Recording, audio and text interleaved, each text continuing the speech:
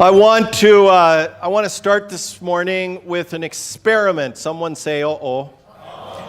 I want you to take a few seconds. I want you to turn to your neighbor, and I want you to ask someone around you, how are you? Wait a sec. Not yet. And I want you to take a second to answer. So go.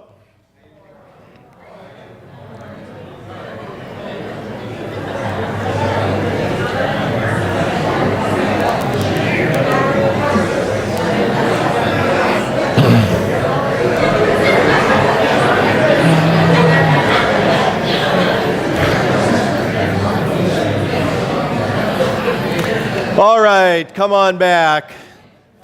So I know that we have these pat answers that we often give. A lot of people, when you ask how they're doing, they'll say fine. How many of you said fine? Few, all right. Or some will say I'm doing good. How many said good? How many said I'm doing well because you have correct English? All right. So. I used to know, actually I still know a guy who goes to the gym where I go, and he's one of those guys who's annoyingly happy early in the morning. Do you know the type? And for a long time we would have this little ritual that we would go through. I'd say, Jed, how you doing today? How you doing? And he'd say, I'm super good. I'm super good. And I would say, nice. Yeah, that's great. When we started Lighthouse, we wanted to create a community environment where you could be honest when you were asked, how are you? And where you didn't have to say fine or good if you weren't. And this is a big deal, where people would listen with love and care to your answer. And I've been thinking about those pat answers that I hear these days because I still hear fines and I still hear good, but a couple that I hear quite frequently these days, they're kind of related, that I just kind of want to address a little bit with you this morning. One of them is busy. Anybody say busy when they were asked? A few of you? And I also hear a lot of this one, tired. How many said tired? Some of you said both, busy and tired. Now, I know that there are some of you here today who may not be real busy in life. It might be your stage of life or your situation that you're in. You may actually be feeling like you need to get busier. You might be sloughing off or lacking motivation, whatever the reason. We have a lot of people who deal with depression, and motivation can be very difficult. So whatever it is, I know that we probably have people here who don't feel like they're real busy. It reminded me of a joke. You've probably heard it because it's been around for a long time. Here it goes. So one day the phone rings and a little boy answers. May I speak to your parents? The voice in the other line said. They're busy.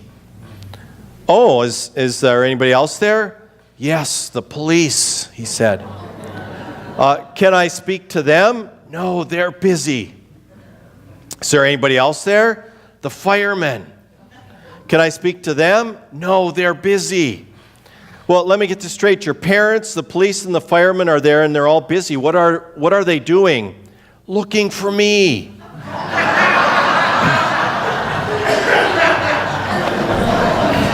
It's a great picture, isn't it? Yeah. Now, the reality is we live in hurried times. We want a lot of life and a lot of stuff fast these days. It's kind of the culture that we live in. Things are measured oftentimes in speed. We measure kind of the time that it's going to take to get from here to there, and we want to get there the fastest that we can. If we're getting internet access, we want to make sure that it's the fastest internet access possible so that we don't have to wait for an added 2 seconds to get online. We don't even go out for good food that often anymore. We go out for fast food because it's delivered quickly. And I was thinking about that yesterday. So some of you know I go to a 1 o'clock meeting on Saturdays often, and then there's a group of us who go to what we call McFellowship at the McDonald's. It's right across the street of Maine. and I enjoy McFellowship, and I just want to be clear that I actually give thanks to God that there is a McDonald's a block from my church, because I love that that's there. It's easy access. They make great ice cream cones, just saying. And I have had more McDonald's in the last 5 years than I did the 25 years prior.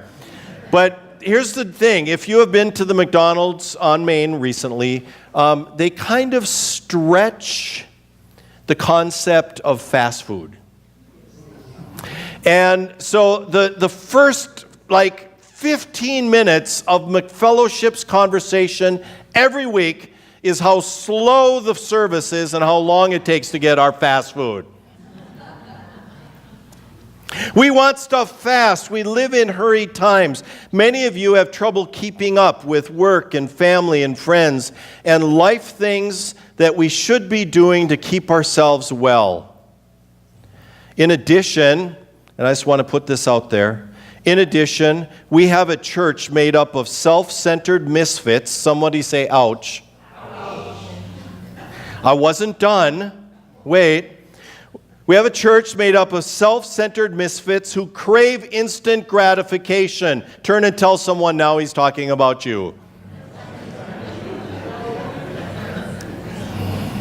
Turn back and say right back at you. So I have been encouraging people to read a book along with this series. The book is titled The Life You've Always Wanted by the guy who's my favorite author, John Ortberg. Still a few books left. You can buy one or just take one if you'd like it, if you will read it. And I've been encouraging you to read a chapter each week as we go on the same topic. And in chapter 5, John Ortberg talks about the spiritual discipline of slowing. Say slowing. Slowing down life. Slowing down life. And by that, it doesn't only mean kind of slowing down our activities or our schedule, but sometimes it means learning how to be more engaged in our conversations and in our moments with the people that we are engaged with or with God in the daily busyness that we find ourselves in. And so the chapter is titled The Unhurried Life, and I realize that this spiritual discipline may not apply to where all of you currently are in your life journey, but I know that it applies to many of us who are either just going way too fast or are just in a hurry, or are way too wrapped up in tomorrow or yesterday.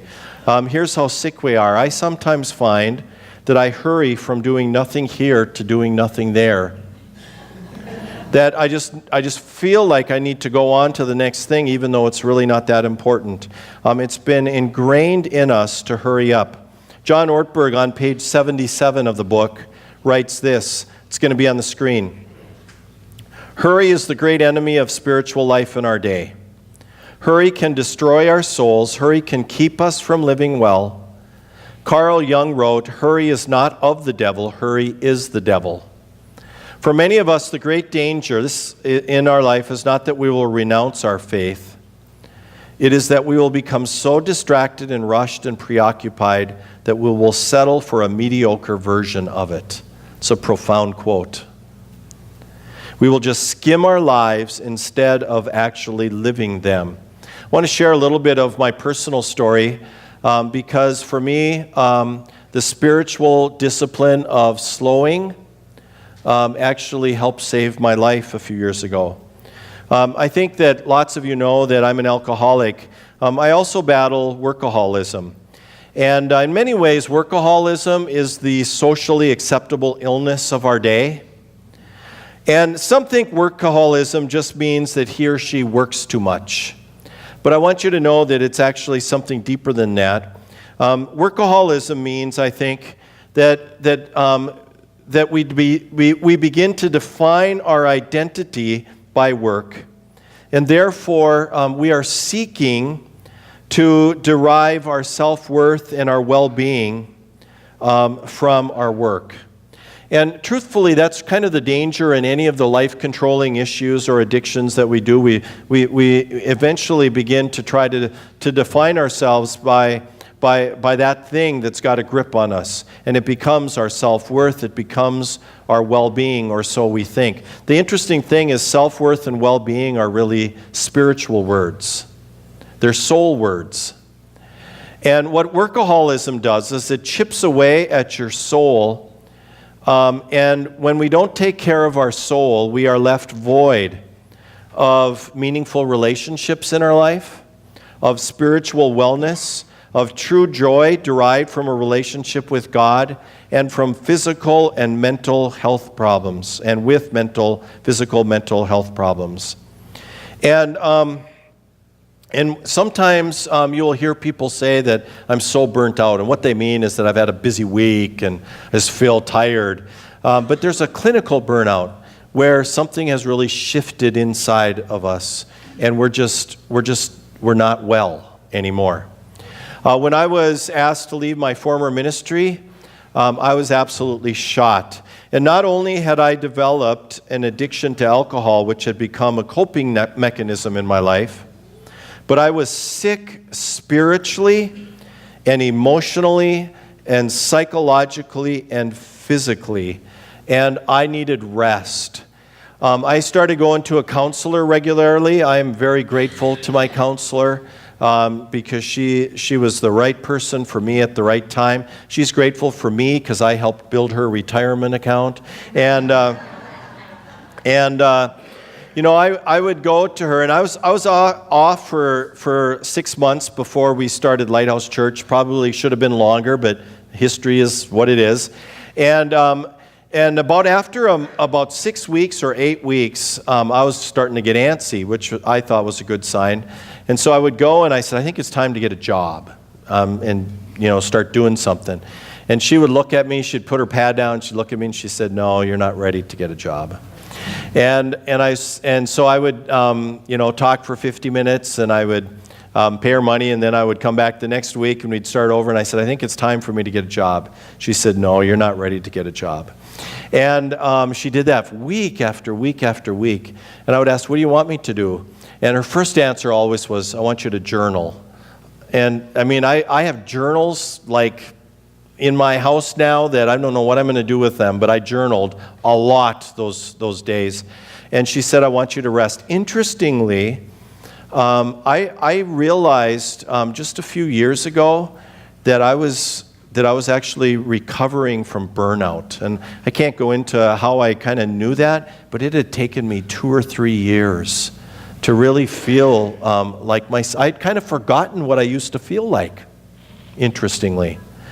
And I realized that there is something deeper that can happen to us in our busyness. Now, we live in a society, in a culture, in a time when lives are busy, so we need to learn how to manage that.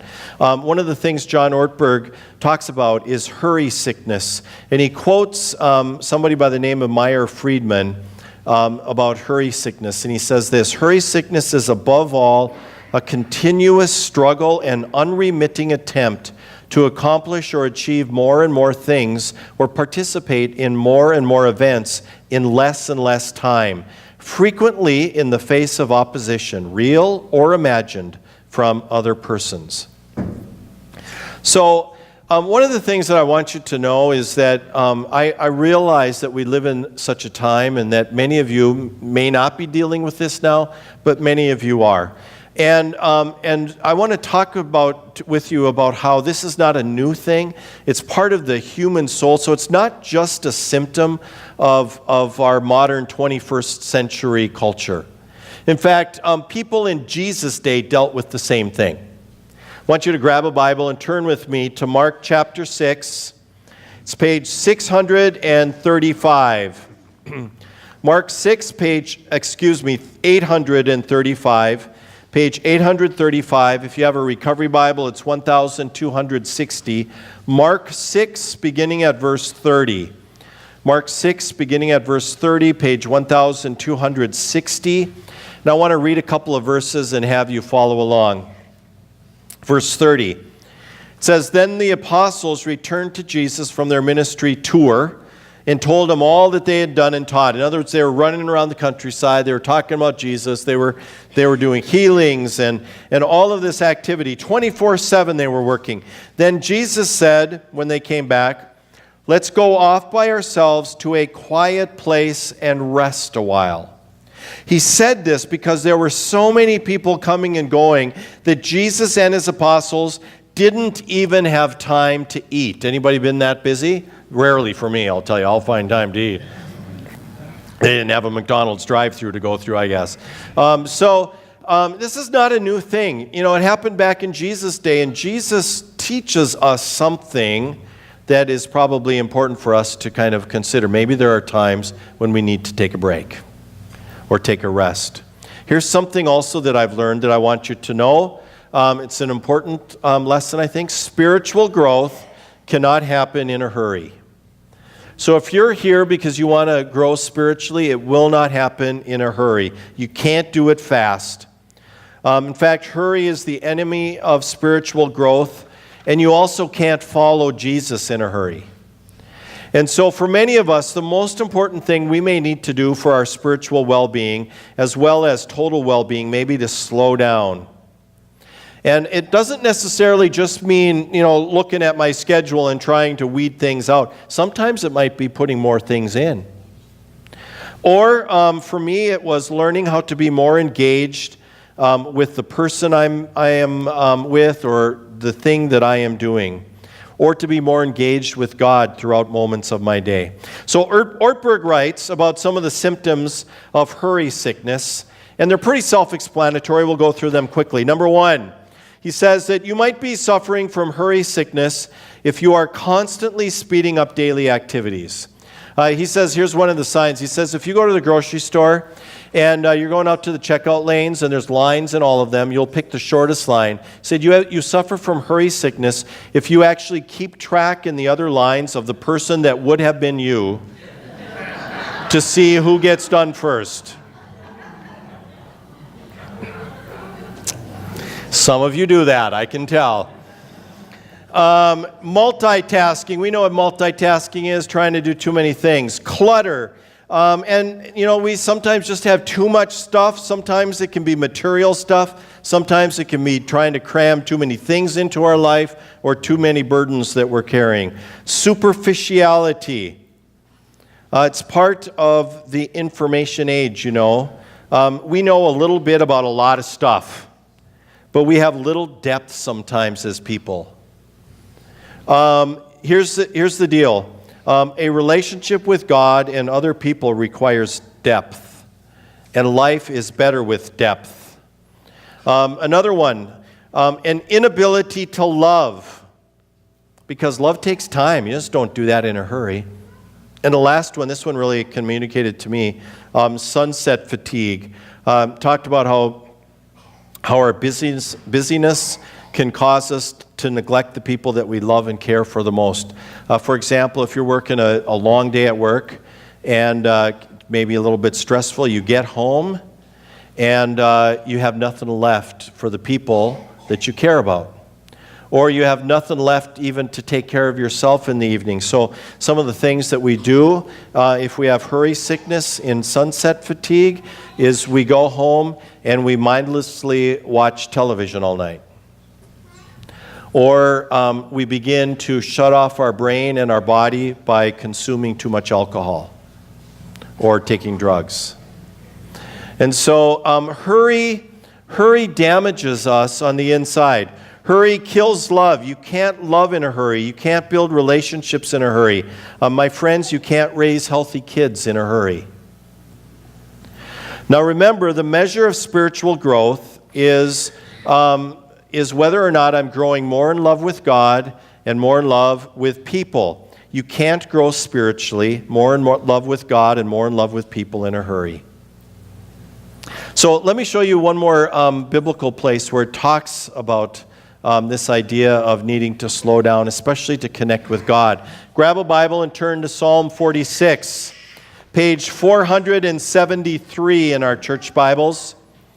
Psalm 46, page 473. 473, Psalm 46. Beth actually referred to a verse we're going to talk about in her children's message. And it's probably one of those verses that some of you know, even if you're kind of new to the faith. It is, "Be still and know that I'm God." So it's a pretty well-known verse. What often happens in our modern culture is that we kind of pull out verses out of their context, and we don't really understand what the context is of that verse. And I just want to show you what the content or what the context of it is. So what Psalm 46 is talking about is the magnificence of God. How powerful He is, how great He is, how many things He can do, and that He stands ready to help you. Let me read. "God is our refuge and strength, always ready to help in times of trouble. So we will not fear when earthquakes come and the mountains crumble into the sea. Let the oceans roar and foam. Let the mountains tremble as the waters surge. A river brings joy to the city of our God, the sacred home of the Most High. God dwells in the city. It cannot be destroyed. From the very break of day, God will protect it. The nations are in chaos. Their kingdoms crumble. God's voice thunders and the earth melts. The Lord of heaven's armies is here among us. The God of Israel is our fortress. Come and see the glorious works of the Lord. See how He brings destruction upon the world. He causes wars to end throughout the earth. He breaks the bow. He snaps the spear, and He burns shields with fire." This God is so great. He is so good. He's always ready to help in times of trouble. And then it says what in verse 10? "Be still and know that I am God." It's almost like the only way that you're going to be able to know this magnificence of God is if you slow down and if you're still. The only way that God is going to be able to help us is if we slow down and take some time to connect with God. So you can only encounter God's power and greatness when we slow down. I want to share a few practical things that we can do to train ourselves to become better at slowing down and finding a life that is not as hurried. And I kind of just want to share a few things that I think are specifically for our Lighthouse family and not necessarily the same ones in the book. You can read that if you are interested in. But here's the first one. You and I can practice slowing. We can begin to work on patience and being more in the moment. So here's your action plan for the week. When you go to a store this week, you are going to find the longest line.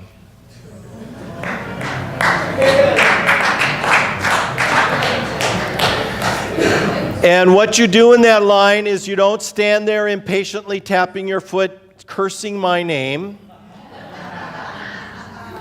What you do is you're going to be very intentional about your time in that line. Maybe you're going to engage in conversation with the people in the line. Find out a little bit about them. Maybe you're going to learn to pray during that time. Maybe pray for the poor cashier who for $9 and some cents is having to put up with crabby people who are having to wait in the line that day. And so we're going to be very intentional this week to try to practice slowing. When you come to a stop sign and there's multiple lanes, we're going to resist the temptation to pull into the short lane and honk at the car who's in front of us, but we're going to pray for the people in the vehicles around us. If we're in a conversation with somebody this week, we're going to take an extra couple of minutes and we're going to use it at the end of that conversation to build them up and encourage them. We're going to be in the moment. We're going to be intentional about being with God this week. We're going to try to start our time with God, even if it's just a brief time. Maybe schedule some check-ins with God, and I'll show you one that you can do in just a couple of minutes. And then maybe review our day. I want to share with you something that comes from the AA Big Book, a book some of you are familiar with. And it's a very practical guidance to anybody It's dealing with steps 10 and 11. Actually comes in the step 11 section, but is partly step 10. And I just want to read it through with you, and you can decide if it's something that's worth doing your own day. But it talks about how we start our days and end our days. Starts with the end of the day. It writes, when we retire at night, we constructively review our day. Were we resentful, selfish, dishonest, or afraid? Do we owe an apology? Have we kept something to ourselves which should be discussed with another person at once? Were we kind and loving toward all? What could we have done better? Were we thinking of ourselves most of the time? Or were we thinking of what we could do for others, or what we could pack into the stream of life? But we must be careful not to drift into worry, remorse, or morbid reflection, for that would diminish our usefulness to others. After making our review, we ask God's forgiveness and inquire what corrective measures should be taken. On awakening, let us think about the 24 hours ahead. We consider our plans for the day. Before we begin, we ask God to direct our thinking, especially asking that it be divorced from self-pity, dishonest, or self-seeking motives. Under these conditions, we can employ our mental faculties with assurance. For after all, God gave us brains to use. Our thought life will be placed in a much higher plane when our thinking is cleared of wrong motives. Guidance for how to start and end our days. And you don't have to be an alcoholic to do those things, my friends. That's good advice for anybody. And all you have to do is Google AA Big Book, page 86, and you'll find it. It'll bring it right up.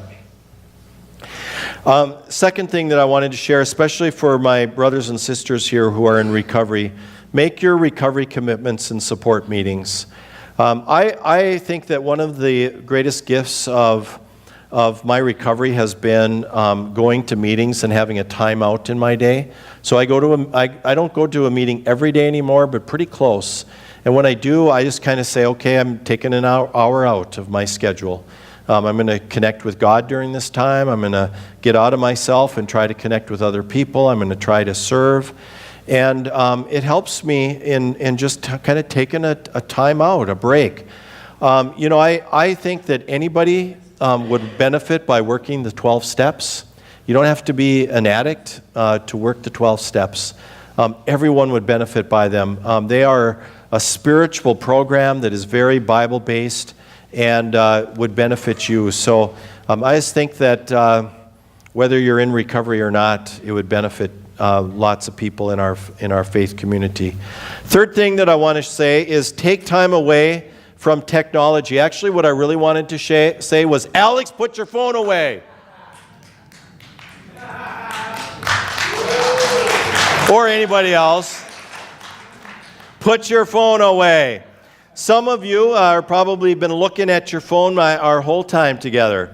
We're in 24/7 contact. And here's the deal. I am still learning, but it's an important thing to learn to just set it aside now and then. Set it aside. Learn not to have to watch and be connected 24/7. For me, I have tried to carve out times in my life, especially if I'm working on some things like a message, to just kind of set it aside. I'll check it a little bit later. If you're trying to get in touch with me and I don't answer your call or your text in like 7 seconds, honestly, you're just not that important. I just want to say that. But I will get back to you. If it's urgent, it'll be as soon as possible. If it's not, it'll be within the next day or so. So, now I want to say that technology is amazing in a lot of ways. I started ministry before cell phones. I am able to stay connected to people and reach people and have people reach me in ways that just never happened in my former life. And there's a real blessing from it. But it also puts us in 24/7 contact mode. That's not healthy for anybody. And frankly, it also puts us in other people's business that we don't need to be in. So I'm just going to say this. I don't necessarily want to be involved in everybody's drama. And so sometimes we need to learn to manage the technology, because if not, it'll manage us. It keeps you from being in the moment oftentimes. If you are engaged with somebody, if you're trying to be engaged with God, if you are trying to focus on something important to do, put the technology away. Fourth thing, learn to practice mindfulness. Now there are classes you can take. I've taken a class on mindfulness. I'm going to give you a really quick taste, but there are a lot of things that we can do during our days to kind of connect with God or connect with what's going on inside of ourselves. I actually do this. I try to do this a few times a day. Just put my stuff down and sit back. You're going to do this right now. You're going to sit back, uncross your legs, maybe roll your shoulders a little bit, your neck around, and I want you to close your eyes and take a deep breath. Just follow my instructions. Take a deep breath and exhale.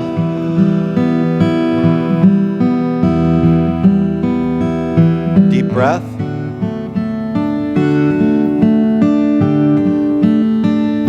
And exhale.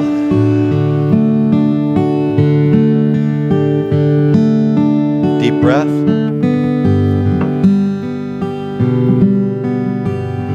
And exhale. I don't want you to focus on your surroundings or the people around you, but I want you to focus on God and His goodness and His mercies that are new every day. Repeat after me. Come, Lord Jesus.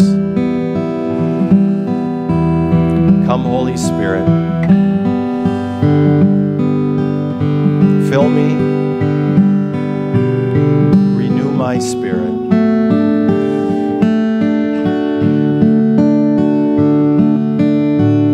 I love you, Jesus. Be with me.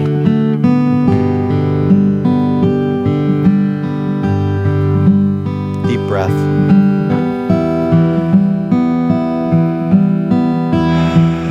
Exhale. I sometimes think that we're so engaged in the busyness of life that we're missing out. And we're always worried about getting to the next spot or the next thing. I want to tell you something that I learned from my parents when my parents retired. You can come up here again. And when my parents would travel, they would drive to some place because they were retired, so they had time. They would just drive to where they were going. And I would talk to them about the trips they were taking, especially the distant ones. And I would say, so how are you getting there? What's the quickest way? And they would say, well, we're not taking the quickest way or the shortest way. I'd say, what? And they said, no, we're going to go, this way because there's stuff I haven't seen there, and there's places we haven't been. And then I'd ask, well, how are you coming back? Are you coming back the quickest way? And they say no. And I said, well, are you going back the same way No, we're going a different way on the way back because there's places we haven't been and things that we haven't seen. And my parents taught me that sometimes the adventure in life is not only the destination, but sometimes the adventure in life is getting there and coming home. And so I'm standing here because if you've been in church these last weeks, I've been standing up front towards the end of every message to talk about this continuum, this line of spiritual growth we're on, and that we're grateful that we're not back there anymore, and we think we're heading in that direction. Here's the deal. Oftentimes, we're so concerned about getting there that we forget that perhaps the adventure God has planned for us today is right here. And I know, especially at this church service, we have people in all sorts of different places. Some of you have ridden a shuttle from Center today, and all you're focused on is, what am I going to do when I get out of here? And the reality is that the best thing you can do to plan for that time in your life is going to be letting God do what He wants to do right here in your days while you're there.